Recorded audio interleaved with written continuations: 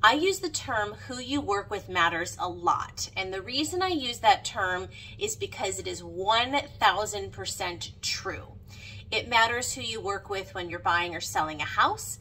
It matters who you work with when you're hiring a vendor or a company to replace your roof or do repairs on your car or your house or anything that you need to have done. It matters who you choose to work with. And the reason I bring this up is because I'm currently negotiating an offer for one of my sellers, or we're in a multiple offer situation. The seller has narrowed the offers down to his top two. I've called both lenders. The first lender is local and they called me back very quickly and answered all of my questions. The second lender is out of state and I've left 2 messages. I've text messaged and I've sent emails, and I have yet to hear from that other agent.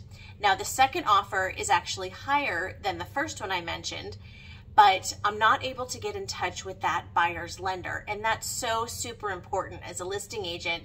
So I'm able to look my sellers in the eye and say, I spoke to the agent and this is what they told me about the buyer's loan and financial capabilities.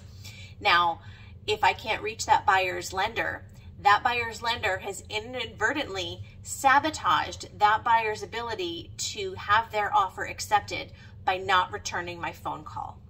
And the agent may not know that, the lender may not know that, but the seller knows it and I know it. And it's really a shame because the buyer has no idea that the lender they chose to get pre-approved with isn't returning the calls from the listing agent. I did mention it to the other agent when I spoke with them, and I have yet to still hear from the buyer's lender. So it remains to be seen how this will play out. But again, it is super, super important.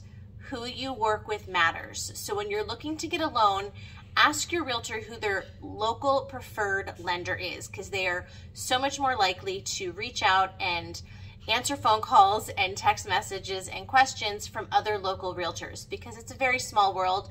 We tend to see the same lenders over and over again when they are good at what they do. So here's my little piece of advice for today. Have a great one.